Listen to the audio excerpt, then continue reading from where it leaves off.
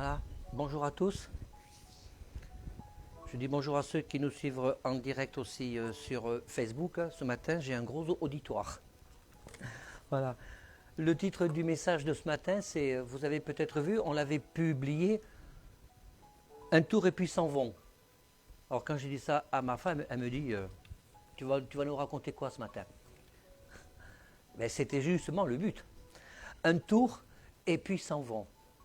Je pense qu'il nous arrive à chacun d'entre nous de se dire, j'ai des hauts et des bas dans ma vie, oui ou non? Nous avons des hauts et des bas dans ma vie, c'est un peu un tour et puis s'en vont. Mais il n'y a pas que ça.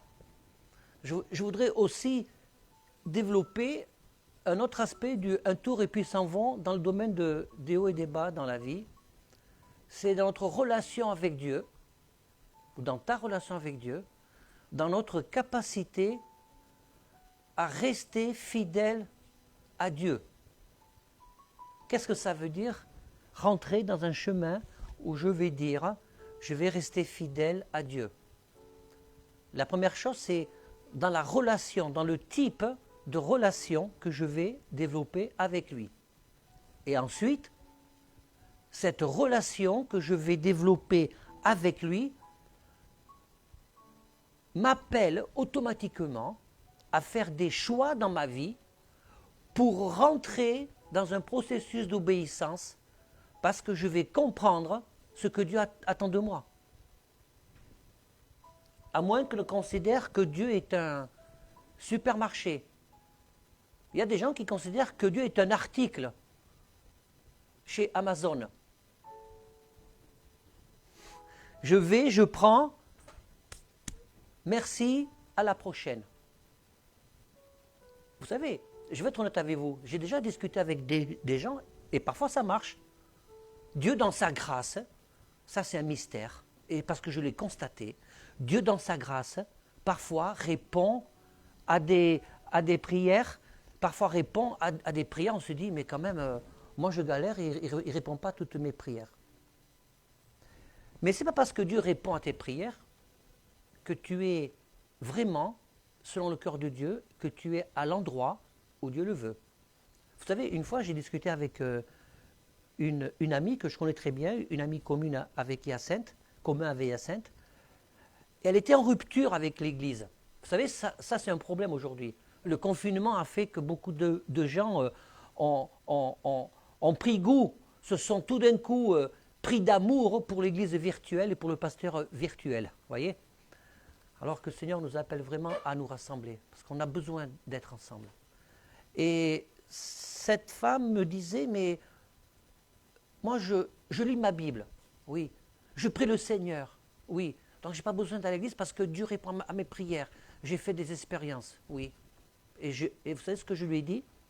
Je dis, ça je crois, effectivement. Et je crois volontiers ce que tu me dis, que Dieu répond à tes prières.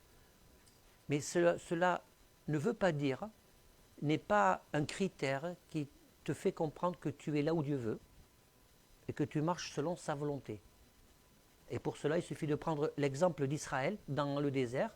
Dieu s'est manifesté puissamment, a pourvu à tous leurs besoins, et pourtant, ils étaient là où Dieu ne voulait pas. Parce qu'ils avaient désobéi, ils sont repartis en arrière pendant 40 ans. Mais Dieu s'en est occupé. Vous savez, ce qui détermine notre qualité relationnelle, ce n'est pas la façon dont Dieu répond à nos prières. C'est la façon dont nous laissons Dieu impacter, imprégner, prendre, je vais employer le mot, possession de notre vie. Et dans mon titre, dans le un petit tour et puis s'en va, c'est que il ne s'agit pas de faire le constat, dans ma vie avec Dieu, j'ai des hauts et des bas, mais c'est surtout dans ma relation avec Dieu, dans la position que je prends dans ma relation avec Dieu. Donc, je vais vous lire 3 passages courts qui seront le socle de mon message. C'est Romains 8, 8,38. Puis c'est un passage que j'ai eu l'occasion de prêcher et de faire une étude biblique là-dessus. Romains 8, 38, il nous est dit ceci, parce que c'est un passage qui doit nous interpeller et qui m'interpelle toujours. à partir du verset 37. Au contraire, dans tout cela, nous sommes plus que vainqueurs grâce à celui qui nous a aimés. En effet, j'ai l'assurance que ni la mort, ni la vie, ni les anges, ni les dominations, ni le présent, ni l'avenir, ni les puissances, ni la hauteur, ni la profondeur, ni aucune autre créature ne pourra nous séparer de l'amour de Dieu manifesté en Jésus-Christ. Le terme manifesté en Jésus-Christ est important, parce que Jésus-Christ est le chemin, la vérité, la vie. Alors je vous pose une question, je vais vous poser plusieurs questions ce matin. Et contrairement à certaines fois, je demande de lever la main, mais là je ne veux pas vous demander de lever la main, je vous demande vraiment, vous pourrez revenir puisque le message est de façon, il restera en ligne. Je voudrais vraiment que chacun d'entre nous, on se sente interpellé par la parole de Dieu, manifestée en Jésus-Christ. Et dans ce que je viens de vous lire, ça englobe tous les aspects de notre vie. Quand on parle de puissance, ça n'est pas que les puissances spirituelles, mais c'est les puissances des hommes.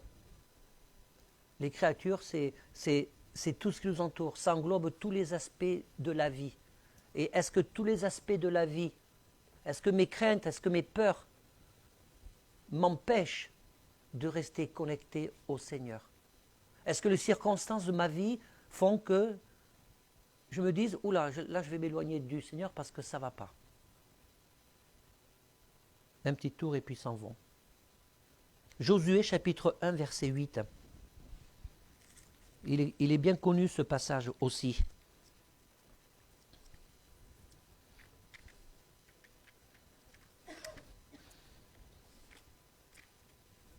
Josué 1, 8. J'ai remarqué qu'il y en avait qui prenaient ce passage comme une potion magique. Vous voyez? Mais il n'y a rien de magique. Que ce livre de la loi ne s'éloigne pas de toi. Médite-le jour et nuit, pour agir avec fidélité, conformément à ce qui est écrit, car c'est alors que tu auras du succès dans tes entreprises, c'est alors que tu réussiras. Ne t'ai-je pas donné cet ordre? Fortifie-toi et prends courage. Ne sois pas effrayé, ni épouvanté, je répète, exprès, ne sois pas effrayé ni épouvanté, car l'Éternel ton Dieu est avec toi où que tu ailles. Lorsque ce type de passage est mal interprété, il est ramené toujours à l'abondance matérielle, à l'argent. Ça peut être ça, mais ce n'est pas ça. Parce qu'on lit le mot entreprise. Tu réussiras dans toutes tes entreprises. Mais qu'est-ce que ça veut dire? Tu réussiras dans toutes tes entreprises. Vouloir se réconcilier dans le couple, c'est une belle entreprise. Vouloir aller demander pardon à quelqu'un, voilà un beau projet, une belle entreprise. Vouloir prendre la décision de tenir bon, de dire j'ai une difficulté devant moi, mais je vais quand même y aller, voilà une belle entreprise. Et si tu traverses dans ta vie des moments de désert spirituel, où tu as l'impression que Dieu ne répond pas, que Dieu est silencieux, et que tu décides quand même de lui rester fidèle, voilà une entreprise. Vous voyez, c'est pas que quand le mot entreprise est employé, c'est pas uniquement pour faire des choses, des projets pour briller. C'est ça aussi, mais c'est pas que ça. Et c'est surtout pas que ça. Et ça évite, je vais en revenir là maintenant, ça évite d'avoir un échec dans notre relation et dans notre service avec le Seigneur. Mais pour que ça fonctionne, la vraie question c'est de quelle façon est impactée la parole de Dieu dans ma vie. Quand on lit « médite-la jour et nuit », c'est une métaphore. La méditer jour et nuit, ça veut dire être en mesure à n'importe quel moment de m'approcher du Seigneur dans la prière et par la lecture de la parole de Dieu, pas uniquement que quand j'ai besoin. Parce que sinon, on fait un tour et puis s'en vont. On vient au Seigneur quand j'ai besoin et après, je regarde le Seigneur de loin. C'est ça le problème. Comment peut-on espérer grandir dans l'amour de Dieu, grandir dans la plénitude du Saint-Esprit si ma marche avec lui n'est pas constante.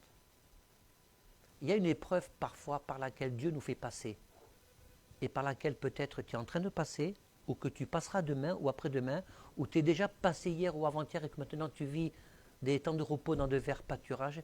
Il y a toujours des moments, il y aura toujours des moments où le Seigneur attend de toi que tu puisses continuer de croire, d'espérer sans voir. Que tu puisses être en mesure de marcher dans un désert spirituel, dans un désert où tu as l'impression que rien ne se passe autour de toi.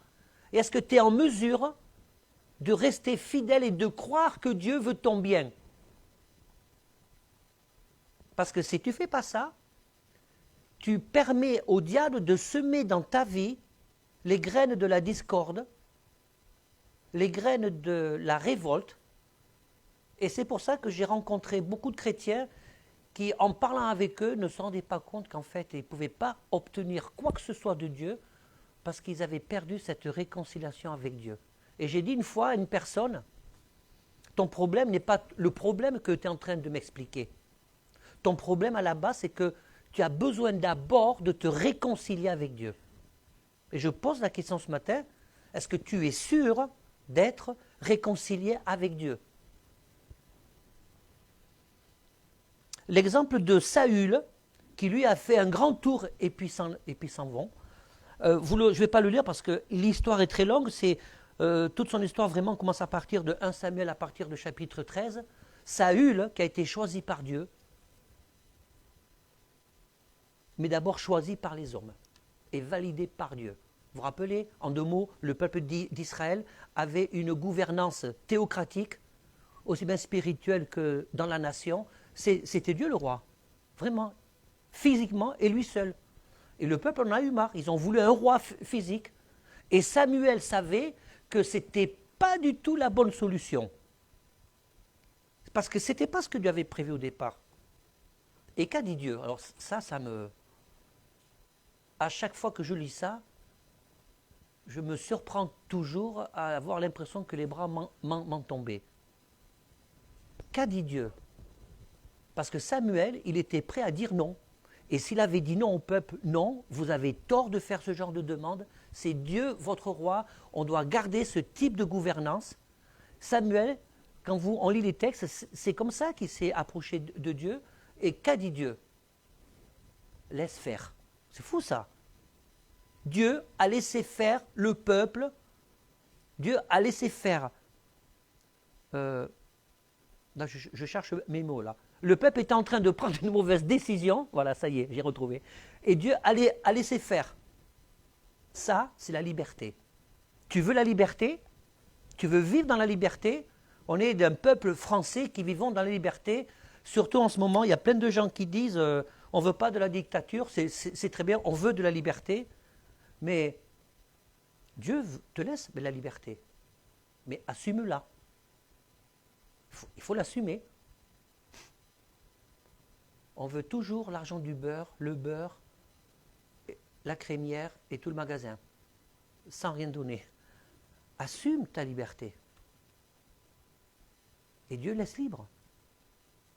Vous savez pourquoi Dieu laisse libre? Ça, c'est l'essence de l'amour. L'amour implique la liberté. Lorsqu'il n'y a plus de liberté, il n'y a plus ou peu d'amour. Et Saül a été choisi comme roi. Il a été oint par Dieu, parce que le peuple l'avait choisi. Et que s'est-il passé, Saül? Pourquoi, à un moment donné, Dieu l'a dit, je l'ai rejeté? Parce que Saül a fait un demi-tour. Il a tourné le dos à Dieu. Il a fait un grand tour et il s'en est allé. Et qu'est-ce qui a fait que Dieu a été obligé de dire, lui, je le rejette? C'est comme si il disait, je ne veux pas l'entendre parler. C'est fou ça. Parce que Saül était celui qui justifiait le mal. C'est ça la clé. Il justifiait ses écarts et ses péchés. Il cherchait des excuses au péché. Et ça ne pourra jamais marcher devant Dieu. C'est très pervers. C'est un comportement, un mode de pensée pervers. Vraiment. de justifier le mal, de justifier, de chercher à justifier son péché. Oui, mais...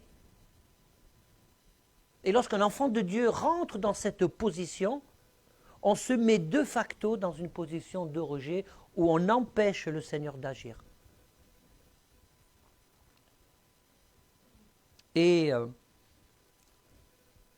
David, alors une fois quelqu'un m'a dit, tu parles souvent de David. Ben oui, je parle souvent de David, parce qu'en l'espèce, c'est un bon exemple.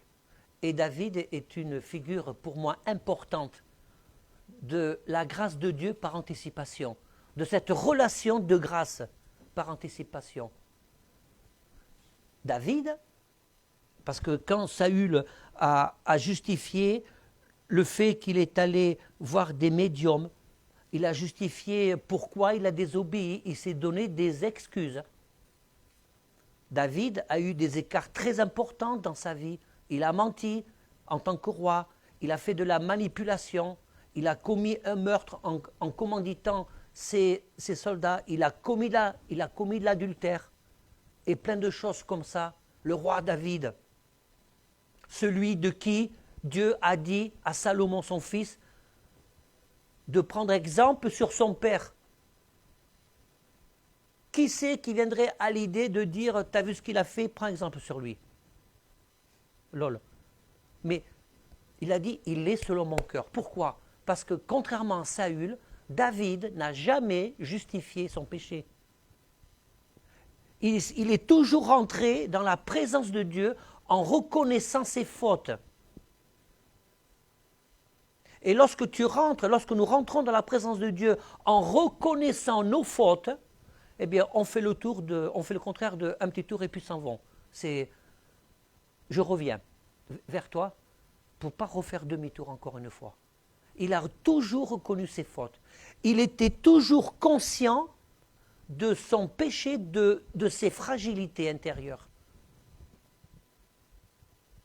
Et ce qui a fait que David est allé jusqu'au bout, qu'il a toujours remporté les victoires, qui à chaque fois retrouvé le punch, la source de vie dans la présence de Dieu, c'est qu'il était conscient de ce qu'il était vraiment, mais il ne restait pas au niveau du constat, il se donnait les moyens de remporter la victoire.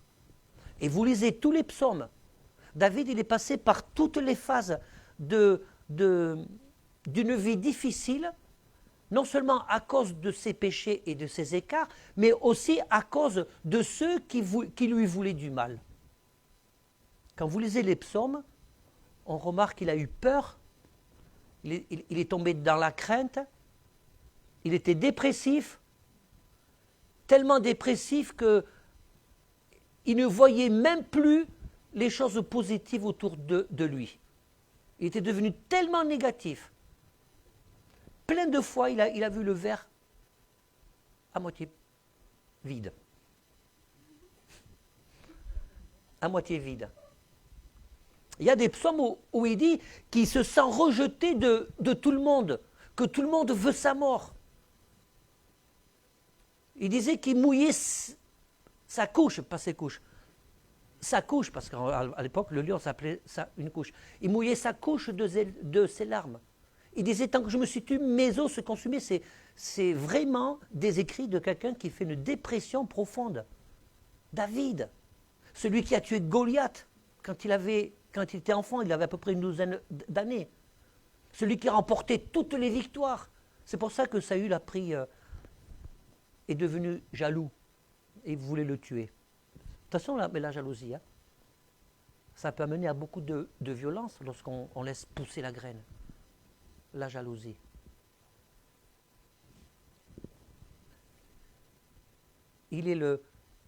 L'histoire de David, pour moi, il est le précurseur de la démonstration de la grâce de Dieu. Et à chaque fois qu'il exprimait son état d'âme au Seigneur,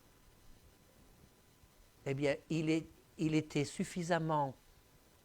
Des fois, dans certains textes, vous voyez, si vous lisez, vraiment, je vous invite à lire tous les psaumes parce que c'est excessivement riche. Et soit il avait la force pour encourager les autres à rentrer dans la louange et dans l'adoration, soit il se forçait lui-même pour dire « je décide de louer le Seigneur ». il terminait toujours ses plaintes, ses complaintes, ses confessions en manifestant, en proclamant la grandeur, la bonté de Dieu. Et à chaque fois, il repartait. Alors, question, pour éviter de se retrouver dans le schéma un bon tour et puis ils s'en vont, lorsque tu t'approches de Dieu, lorsque tu fais des demandes au Seigneur, est-ce que tu termines en disant, Seigneur, merci parce que tu m'as écouté. Tu es formidable. Dans 2 Timothée, chapitre 2, verset 13, et ça, vraiment, il faut le prendre comme une promesse, une vérité absolue. Je vais lire à partir du verset 11 plutôt. Une vérité absolue. Cette parole est certaine. Si nous sommes morts avec lui, nous vivons aussi par lui. C'est-à-dire, si tu as donné ta vie à Dieu, c'est par Jésus que tu vis. Si nous persévérons, nous régnerons avec lui. Si nous le renions, il nous reniera aussi. Si nous sommes infidèles, lui reste fidèle car il ne peut se renier soi-même. Ça veut dire, autrement dit, si tu es infidèle vis-à-vis de Dieu, le Seigneur restera fidèle, pas pour t'accompagner dans tes écarts et dans ton péché. Il restera fidèle parce qu'il ne peut pas se renier dans le sens que il restera disponible, il t'attend, comme le Père a attendu le Fils prodigue, il attend que tu reviennes à lui parce qu'il est fidèle pour toujours vouloir accomplir sa parole et manifester sa grâce dans ta vie. Amen. Manifester sa grâce dans ta vie.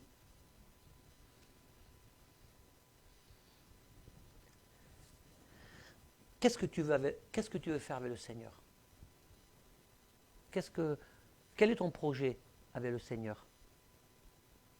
Vous savez, c'est souvent des questions que j'ai posées à des personnes lorsqu'elles venaient me voir qu'elles avaient un projet de mariage. Quel est votre projet de vie? Et la première fois que j'ai dit ça, les futurs mariés étaient un peu étonnés. Ce n'était pas une question à laquelle ils s'attendaient. Parce que ça, c'est bizarre.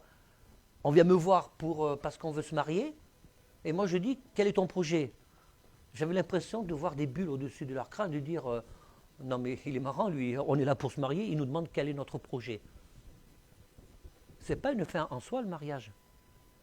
C'est quel est ton projet? Qu'est-ce que tu veux construire? C'est ça le truc. Donc, tu marches avec Dieu, quel est ton projet? Qu'est-ce que tu veux construire avec lui? Parce que si tu veux construire avec lui une relation à sens unique, tu vas te retrouver dans une situation, un petit tour et puis s'en vont. Alors non seulement ce n'est pas facile en tant qu'être humain, à cause de notre chair, à cause de notre tempérament, à cause de notre caractère, parce que nous avons besoin que le Seigneur continue à émonder nos cœurs, parce que nous sommes les sarments attachés au cep. Et le sarment, il a besoin d'être coupé pour porter du fruit. Quel est ton projet avec le Seigneur? Tu veux juste avoir une relation très dominicale? Ou tu veux développer une relation avec les frères et sœurs? Tu vas avoir cette ouverture de cœur, dire Seigneur, eh bien, au bon moment, éclaire-moi, montre-moi ce que tu as prévu. Quel est ton projet avec le Seigneur? Bien sûr qu'il y a des temps où tu vas que recevoir. Mais bien sûr qu'il y a des temps, Dieu comprend, en fonction des blessures du passé, en fonction de la problématique du moment, il y a des moments où tu n'as besoin que de recevoir. Tel un bébé qui a besoin qu'on lui mette le biberon à la bouche. D'accord? Clément, des fois avec ma femme, on mange. Quand il n'est pas là, au moment de manger, c'est pas grave. Je vais pas parce qu'il est en train de faire autre chose, il se débrouille. Je ne lui mets pas la table, je ne vais pas lui apporter un plateau. Je ne vais pas lui porter un plateau. Il se débrouille. Quand il était petit, on ne faisait pas ça. Il se débrouille. Et il y a des moments avec le Seigneur dit, débrouille-toi, tout seul comme un grand. Tu n'es plus un enfant, prends la Bible, fais des recherches, cherche-moi de tout ton cœur et tu me trouveras. Je le dis comme ça, c'est écrit comme... C'est le Seigneur se laisse trouver par celui qui cherche. Voyez? Et là, c'est différent, mais évidemment, ça demande des efforts. Et un dernier exemple de un tour et puis s'en vont, c'est Pierre. C'est Pierre. Pierre, le fougueux. Pierre, le courageux. Pierre, celui qui a dit au Seigneur, à la fin du ministère de Christ sur terre, dans le jardin de Gethsémanée, je te suivrai jusqu'à la mort. Je serai ton garde du corps. Et Pierre a dégainé quand les soldats sont arrivés, emmenés par Judas, et schlac, il a tranché l'oreille. Alors vous imaginez, on met ça en film, âme sensible, s'abstenir, mais pourtant, il a tranché l'oreille d'un soldat. Et Jésus ne lui a pas dit, c'est pas bien ce que tu as fait. Il a simplement enseigné, il a dit, c'est pas comme ça qu'on fait, celui qui prend l'épée périra par l'épée. Il y a toujours des conséquences à nos actes. Cette Pierre, il avait une certaine forme de radicalité. Et il y a des choses qu'il n'avait pas compris encore. Parce que Pierre s'imaginait certainement, un peu comme dans Josué 1,8, avoir du succès dans ses entreprises. Il s'imaginait briller. Et puis tout d'un coup, patatras, que tous ces projets peut-être qu'il avait imaginés ou fantasmés, eh bien, c'est tombé à l'eau. Et Pierre, il a basé sa relation sur ses propres forces, ou sur ses propres compétences, ou sur ce qu'il avait cru comprendre et appris de la part du Seigneur. D'accord? Vous me suivez? Ou je répète? Personne dort? Et c'est pour ça qu'il a renié Jésus 3 fois avant que le coq chante. Mais quand Pierre avait un bon cœur, un peu comme celui de David, et il était sincère dans son cœur, mais sa formation n'était pas achevée. Il y avait des choses qu'il n'avait pas saisies. Mais Jésus le savait. Et je vais vous lire le dernier passage pour terminer, dans Jean 21, 17. Lorsque Jésus fait cette rencontre avec Pierre, après le reniement, après la résurrection, lorsque Pierre était triste, mais Pierre s'est laissé approcher de Jésus parce qu'en réalité, il n'attendait que ça. Il n'attendait que ça. C'est formidable parce que la dernière fois, j'ai dit que Jésus n'était pas un moraliste. Vous savez faire la différence entre quelqu'un qui est moraliste et quelqu'un qui n'est pas moraliste. Nous ne sommes pas appelés à faire de la morale. Nous sommes appelés à être des sujets de bénédiction. Nous sommes appelés à être tous des portes ouvertes pour permettre à quiconque de revenir tout à nouveau comme David, de revenir tout à nouveau comme Pierre, que nous allons voir ça là maintenant, de revenir tout à nouveau dans la présence de Dieu pour repartir. Le Seigneur, il est le spécialiste de l'éternel recommencement. Vous pouvez dire Amen. Le Seigneur, il est le spécialiste de l'éternel recommencement. Parce qu'il connaît notre nature.